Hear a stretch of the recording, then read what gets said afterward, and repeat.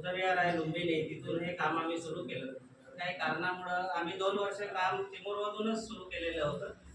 खेड्यापाड्यातले सर्व विद्यार्थी दर रविवारी चिमूरला बोलवायचं, गेस्ट लेक्चरची सोय करायची. जे तज्ञ मंडळी आहे स्पर्धा परीक्षेच्या बाबतीतले किंवा एक स्पेशल काम केलेली, तर अशा गेस्ट लेक्चरच्या मदतीनं आम्ही हे काम सुरू केलं. आणि दिवसेंदिवस मग प्रत्येक खेड्यापाड्यामध्ये याची प्रचिती आली. रोज फोन येत असतात की सर आम्ही पण तुमच्या संडे स्कूलला येतो, तुम्ही आम्हाला शिकवा. तर प्रत्येक रविवारी हे आमचं काम सुरू आहे, टीमवर्क आहे. आणि शालेय विद्यार्थ्यांच्या महाविद्यालयीन विद्यार्थ्यांच्या पदवी आणि पदव्युत्तर विद्यार्थ्यांच्या काय समस्या आहेत ह्या आम्ही शक्यतो ऐकून त्याच्यावर काय करता येईल याचं एक नियोजन करतो. आणि त्याला कुठली मदत करता येईल शैक्षणिक दृष्ट्या,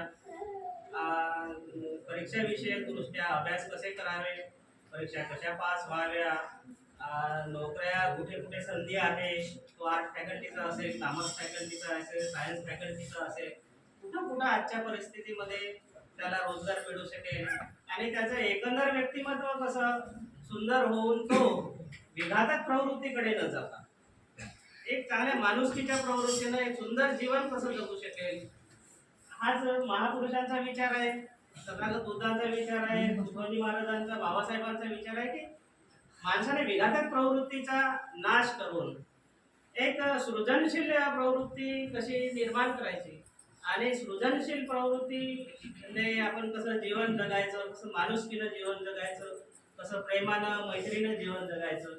तर याबद्दल आमचं हे एक टीम वर्क आहे, हे माझं वैयक्तिक एकट्याचं वर्क नाही आहे.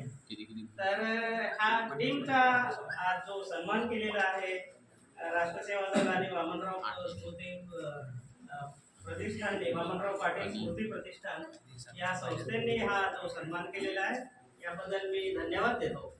आणि अशा पद्धतीचं आणखी उत्तरोत्तर कार्य व्हावं अशी म्हणजे या कार्याला आपण पाठपुरावा करावा अशी आपणाकडून अपेक्षा व्यक्त करतो.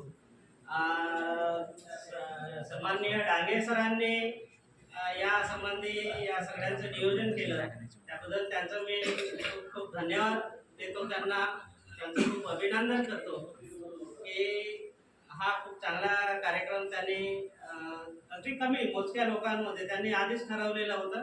गर्दी जमा करायची नाही, गर्दी आपण पुष्कळ जमा करू शकतो, पण मोजकेच लोक आणि छोट्याशा जागेमध्ये हा आपण सुंदर कार्यक्रम करू बा.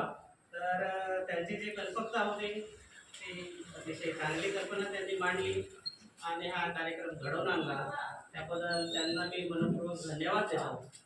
आणि अशा पद्धतीचं आपल्या चिमूर परिसरात, तशी आपली चिमूर परिसर ही क्रांतीभूमी आहे आणि या क्रांतीभूमीमध्ये आपण आणखी उत्तरोत्तर माणुसकी कशी जपता येईल, जे रिॲक्टिव्ह न होता, कुठले विघातक विचार न येता मैत्रीचे संबंध सर्वांमध्ये कसे प्रस्थापित करता येईल या दिशेने सर्वजण प्रयत्न करूया.